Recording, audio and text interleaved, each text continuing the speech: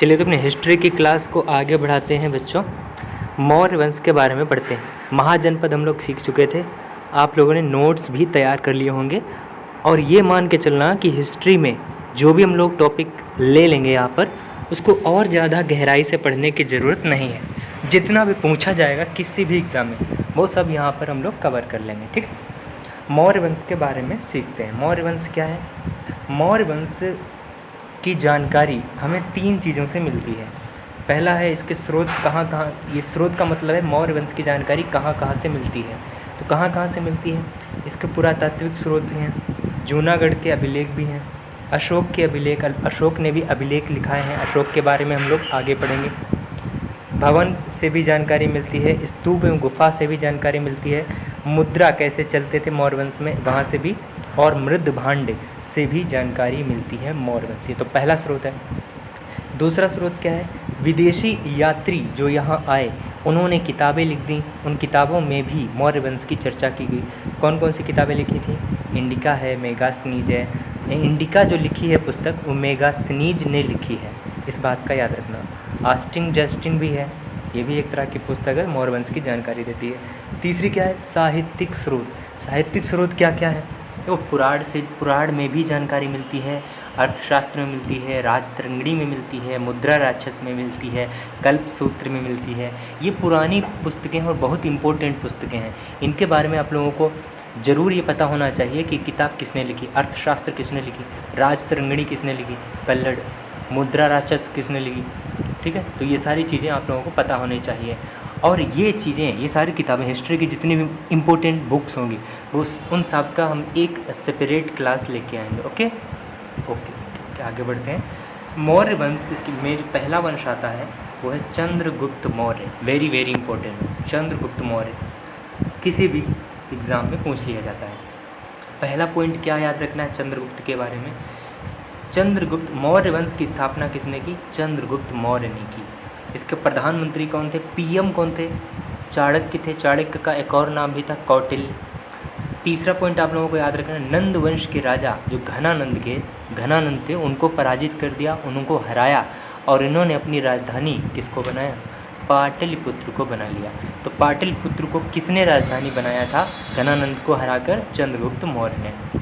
चौथा पॉइंट क्या याद रखना है, इन्होंने शिक्षा जो ग्रहण की थी वो तक्षशिला से की थी, ठीक है।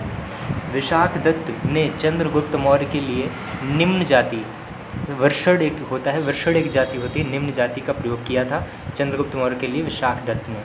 उनकी पहली बीवी जो थी, पहली बीवी घनानंद की ही पुत्री थी। कौन थी? दुर्धरा। घनानंद को हरा दिया और उनकी जो पुत्री थी दुर्धरा, उनसे शादी कर ली थी।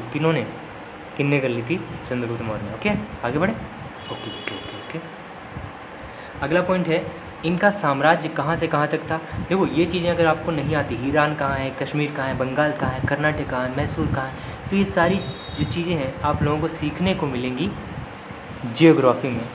जो बच्चे जियोग्राफी की क्लास ले रहे हैं लैब में, वो लोगों को पता होगा बंगाल कहाँ है, कर्नाटक कहाँ है, ईरान कहाँ, मैसूर कहाँ। तो इंडियन जियोग्राफी हम लोग ख़त्म कर चुके हैं, वर्ल्ड जियोग्राफी हम लोग शुरू करने वाले हैं। फिक्र मत करो, वर्ल्ड जियोग्राफी कल से ही स्टार्ट करेंगे। ओके, अगला पॉइंट आप लोगों को याद रखना है, इन्होंने जैन धर्म की शिक्षा को प्राप्त किया था चंद्रगुप्त मौर्य ने।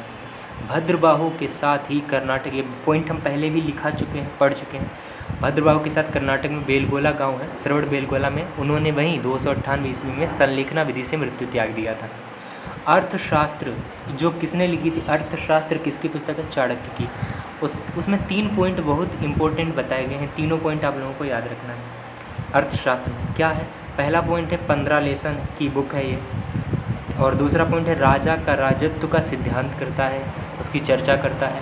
मौर्य वंश की राजधानी का भी उल्लेख है अर्थशास्त्र में, और जिन्होंने लिखी है अर्थशास्त्र को उनका नाम है चाणक्य, जिन्हें हम विष्णुगुप्त भी कहते हैं और कौटिल्य भी कहते हैं। इनके 3 नाम हैं। ओके, ठीक है। तक्षशिला के ब्राह्मण थे, कौन थे? चाणक्य, विष्णुगुप्त, कौटिल्य, तीनों नाम एक ही इंसान के, कंफ्यूज मत होना। चाणक्य के ये ब्राह्मण थे, तक्षशिला विश्वविद्यालय के आचार्य भी थे। भारत का मैकियावेली कहा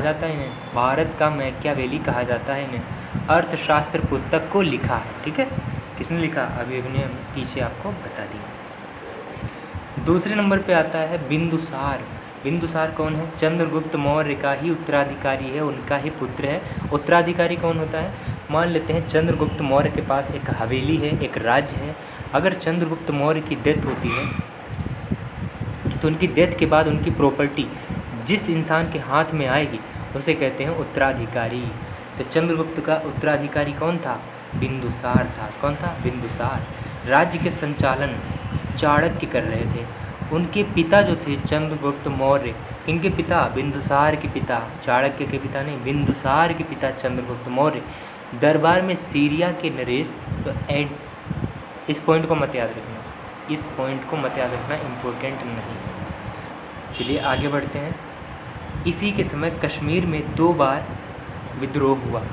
किसके समय? बिंदुसार के समय। लेकिन दोनों बार सफल नहीं हो पाया। तब छोटा बेटा इनका जो था अशोक, बिंदुसार का छोटा बेटा कौन था? अशोक। उन्होंने अवंती के राज्यपाल भी थे मध्य प्रदेश में। उन्होंने विद्रोह दबाने के लिए वो कश्मीर चले गए और कश्मीर में विद्रोह दबाने के लिए गए। तक्षशिला उनको भेजा गया, कश्मीर में, उधर कश्मीर तरफ ही है तक्षशिला, भेजा गया और इसको सफल भी हुए। बिंदुसार सफल नहीं हुए थे, लेकिन उनका बेटा अशोक गया तो सफल भी हुआ। इतिहास में इन्हें अमित्रघात, शत्रुघात भी कहते हैं, शत्रु विनाशक भी कहते हैं। किनको? बिंदुसार को अमित्रघात भी कहते हैं, शत्रु विनाशक भी कहते हैं। ठीक है। और दूसरा नाम और भी है, सिंहसेन।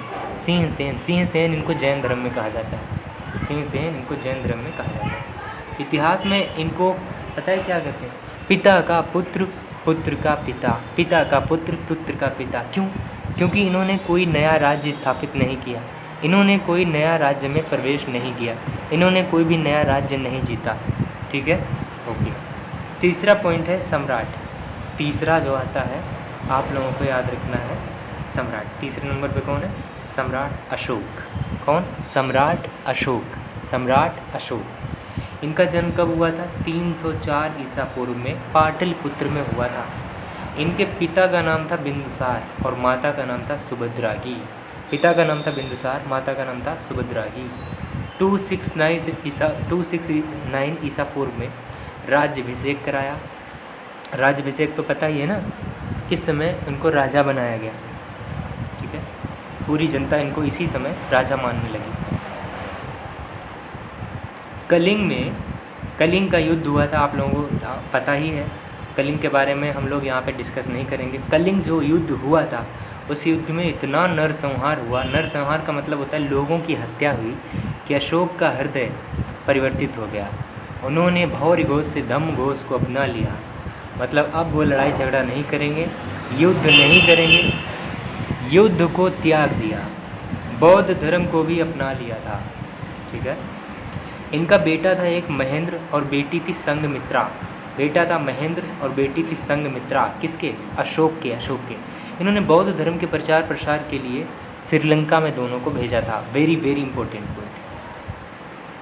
किसने अपने बेटा महेंद्र और बेटी संघमित्रा को श्रीलंका में भेजा था बौद्ध धर्म के प्रचार के लिए? तो पॉइंट आप लोगों को याद रखना है, क्या हो जाएंगे? अशोक, सम्राट अशोक। ठीक है। तीसरी बौद्ध संगीति जब हुई थी, चारों बौद्ध संगीति हमने आप लोगों को बता दी हैं, सिखा दी हैं, पढ़ा दी हैं, यहाँ पर पढ़ाने की ज़रूरत नहीं है। तीसरी जो बौद्ध संगीति हुई थी 255 में, वो पाटलिपुत्र में हुई थी और उस समय अध्यक्ष कौन थे? गोसली, ये गलत लिख गया है, मोगलीपुत्तिस गोसाल थे। मोगलीपुत्तिस गोसाल, ठीक लिखा है, मोगलीपुत्तिस गोसाल, ठीक। अध्यक्ष बने थे इस समय। और राजा कौन थे इस समय? अशोक। राजा कौन थे इस समय? अशोक। अशोक ने अपनी जो अभिलेख थे वो प्रकृति भाषा में लिखा है। कौन सी भाषा में लिखा है? प्रकृति भाषा में लिखा है। अभिलेख किसे कहते हैं?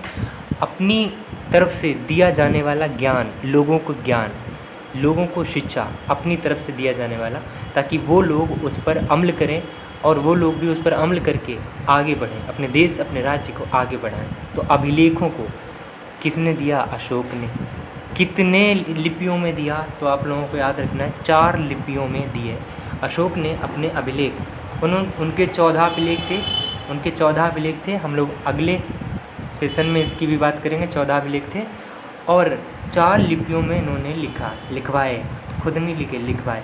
पहली ब्राह्मणी लिपि, दूसरी खरोष्टी लिपि, तीसरी अरमाइक लिपि, चौथी ग्रीक